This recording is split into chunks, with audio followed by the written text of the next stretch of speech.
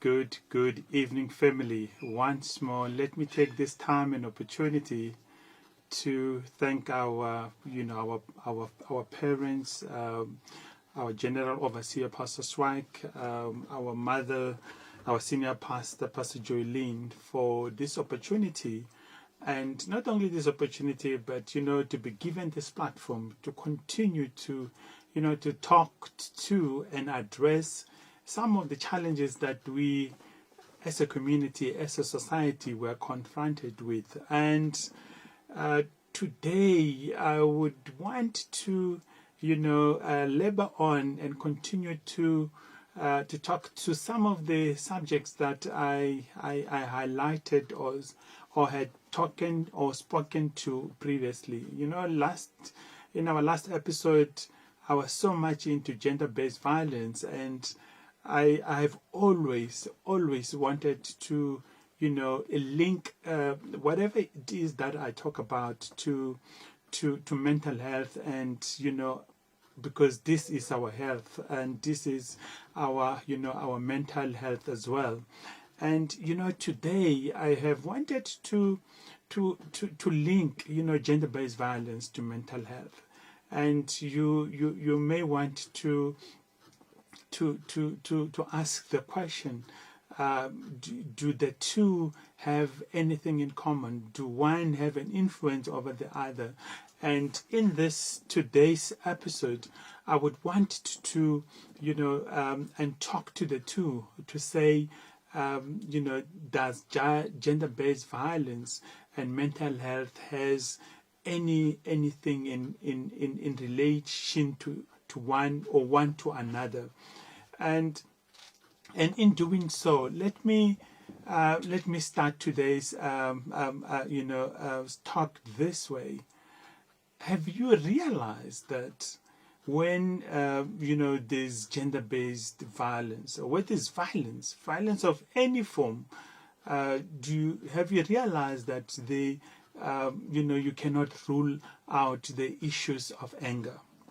Have you realized that whenever there's gender-based violence, you cannot rule away the issues of substances? Should it be alcohol abuse, or should it be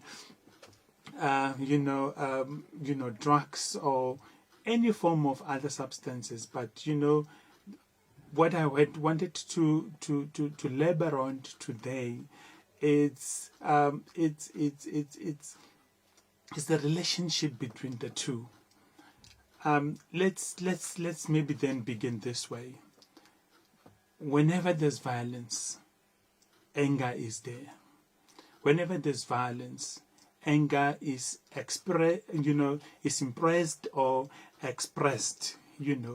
And when anger is impressed or expressed, you tend to want to associate this expression of anger, this expression or impression of anger, with the state of one's mind. Have you sit back one day to ask, why is it not possible to negotiate your way out of violence? Have you taken time to reflect why it is that it's so unlikely that when you are confronted with violence, with anger, it's more like it's not possible to negotiate your way out of it. It is more like, is it possible to negotiate your way out of your out of a murderer? Is it possible to negotiate way out of a rapist? Is it possible to negotiate your way out of somebody who is under the influence of alcohol? Is it possible to negotiate your way out of someone who is under the influence of any substances of any kind? What am I trying to drive home here is that where there's gender-based violence, the state of the mind is compromised. Where there's gender-based violence, the state of one's mind is kind of compromised in a very serious way. Reasoning sometimes is not there. You cannot negotiate with somebody who is, sometimes heavily under the influence of alcohol or substances. They reason their own way, they see things their own way. And even worse, I'm saying this, based on things that I have observed, because even worse is that there are people who want to do things. They would want to, punish you. They would want to harm you. They would want to do something so bad. And what they do is to go and, get, a substance. Not that the substance has planned, put the mind of what they want to do, but they have planned, before they take a substance. Substance is just an enabler. And when that happens, you sit with a situation where, one has planned to harm you. One has planned to inflict pain on you. And what they do sometimes is to just go and get an enabler, a substance, alcohol, just to give them the courage to execute that which they have planned or have wanted to do. And now when such things happen, when you have someone who have planned to do something and get an alcohol to enable this person to execute the plan, you're sitting with a situation. And for me, and I'm saying for me, when such happens, you as a person, who is a subject here, or who is an object here, whatever way, you don't stand so much chance. But what I would rather advise in instances like this, where you somebody has planned to do something, go and get an enabler so that they can do these things. As a person, you need to know the people that you are associating with, the people that you are in relationship with. You should be able to see where this thing is going. You should be able to see that the relationship is taking another direction, and the direction which sometimes the direction which the relationship is taking, it's becoming very dangerous. And how do you sometimes come to realize such? Say for instance, we are in a relationship. I've seen this happening. You are in a relationship, and you say, for instance, say you are a woman and you are in a relationship, maybe a very strong relationship with somebody, but then you are cheating this person. And sometimes this person, after discovering that you are cheating them, they pretend as if this does not matter. They pretend that this is not affecting them in any way. They do not necessarily confront you on these things. They kind of pretend or go by as if things are okay. This is a potential danger, because I know for sure that it's not so many people that would want to be cheated on and and do nothing about such. And sometimes it will be foolish of one to think that, my boyfriend doesn't care. Even when I cheat him, he's okay. He's okay about it. Even when I undermine him, it's okay about him. Even if I embarrass him, it's okay about it. Because let me tell you, this man might be planning something. This man might be making his calculations, and he's like, okay, this person want to leave me, and you know these people, us men, quite often we have men who say, if I can't have you, no one else would. So it's not often that you will be left off the hook like that. And when you have someone who do not confront you, someone who do not ask you questions, who does not, interrogate, what you are doing, as I've given an example of cheating, and don't be happy, because there could be a plan that is being manufactured. There could be a plan that is being, put in place. And it's only a matter of day. It's a matter of time that, this plan is executed, and the rest will be history. And, my advice, would be that if, for instance, you are in a relationship, and, the relationship has had its challenges, problems, and to a point where, it's more like, one is allowed to do whatever they wish, whatever they want. It's not healthy. It's better that it is discussed. It is better that whatever one is thinking, planning, it's known, because sometimes it's just quite dangerous, because you will never know what is going on in another person's mind. They might look happy, they might pretend to be happy, and it's just a matter of day that, a matter of time that something very bad, it happens to you. Sometimes you find you do something else, something very minor, and it triggers, that anger. It triggers, these things that this men have been, or the things that have been boiling in one's mind, things that have been, the grudges that have been harbored, kept, and now they are exploding.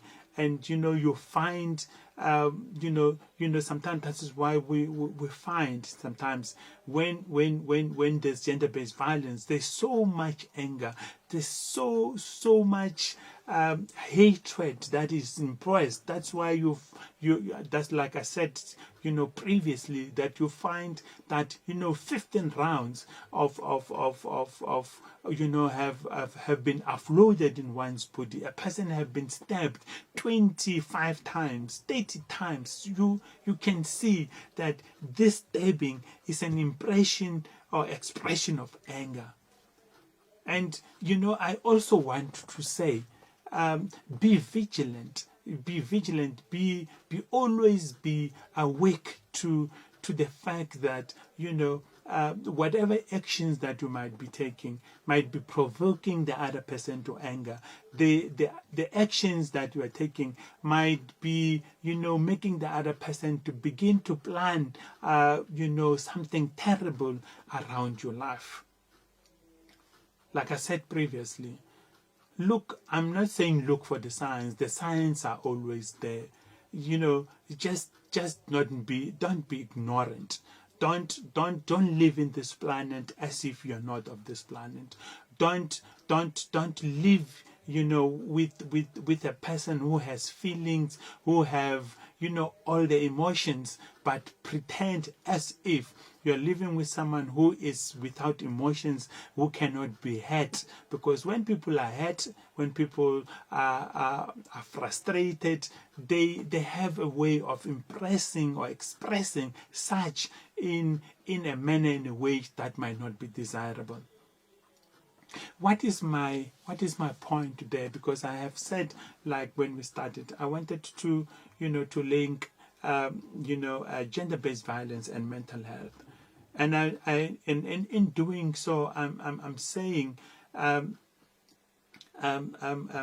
quite often people who express themselves in a bad way, not necessarily in a bad way, but in a horrific way, in a manner in which they end up taking other people's lives, and sometimes they even take their own lives in the process. We need to understand something about such people. We need to understand their world, where they are. It's they're impressing and expressing something here. Someone who have lost his job, someone who was a provider and now cannot provide, someone who was able to make ends meet, now they cannot. And their state of mind is such that it's compromised. Their state of mind is such that it's under duress. It's kind of it's suppressed. It's kind of what is the best way to put it? It's the mind is so compromised. They can't think straight. They it's more like the mind reach a cul-de-sac. Sometimes you are relying on getting contracts. You are relying on getting business, and sometimes you do not get this business, and because you don't get this business, you are unable to provide. You are unable to make ends meet. And sometimes people are in relationships that are based on what they have, based on what they can do, what they can provide in a relationship. And sometimes failure to provide, failure to do what they're known to do what they're known for, it kind of compromise their thinking. It kind of compromise their well-being, the well-being of their mind, to a point where sometimes as people we're unable to reach situations. We are unable to see that my person it's under duress. My person, because it's unable to do that they are used to doing.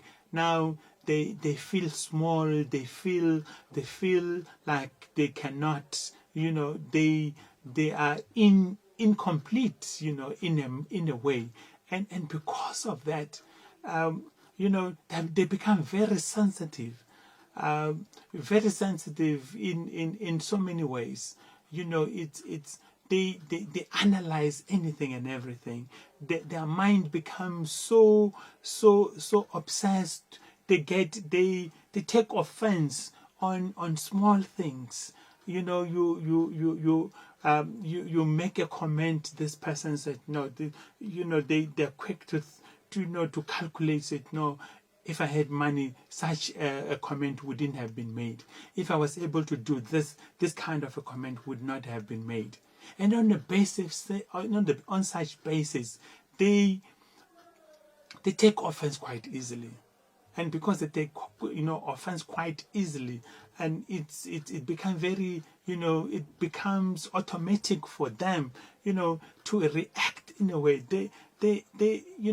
They can do something horrible, not because they've wanted to, but small things triggers big things.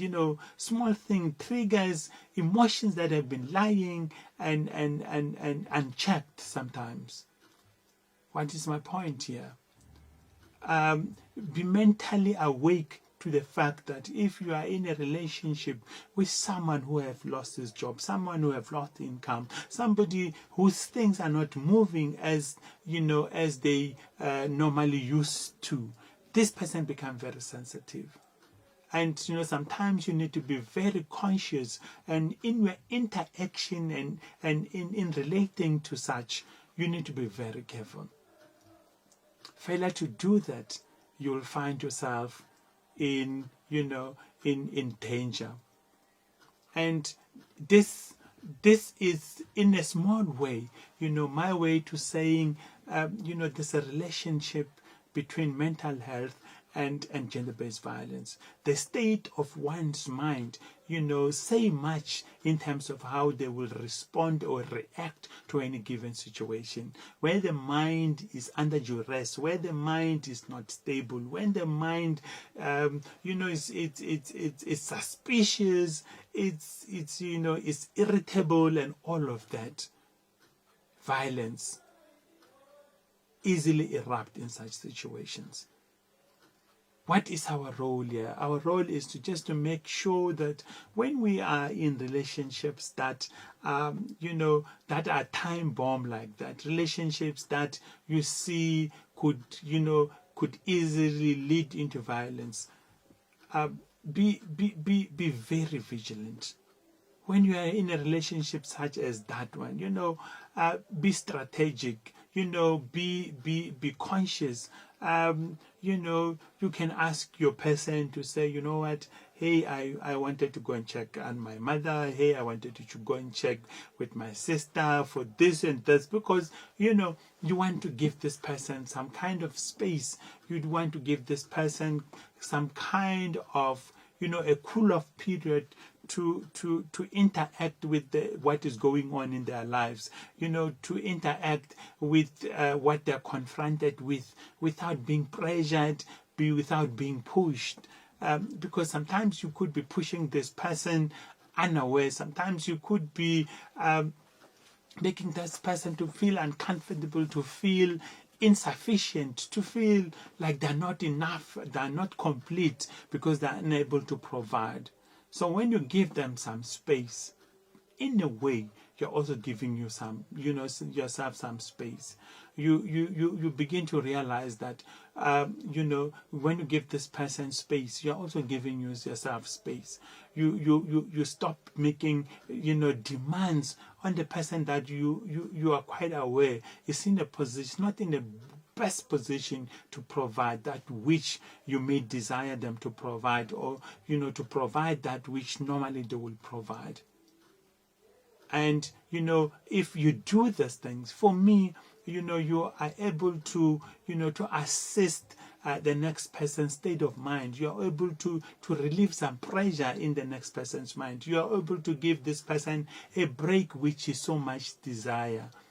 And in doing so, you would be helping this person to kind of recover, recuperate, to begin to plan their next move, where their next meal is going to come from, where their next money to pay their rent is coming from, going to come from. And, in such way, you're giving them a break that they so much desire.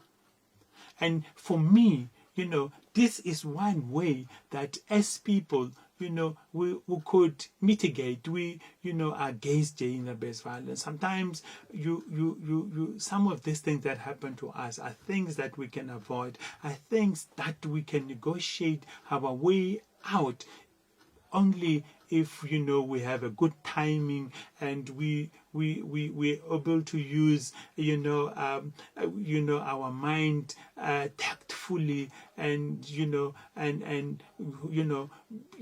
God helping us, some of the things we're able to avoid, and we are able to save our lives and those of our partners. With these few words, family, that was my input for this week. Until next time, thank you. Bye-bye.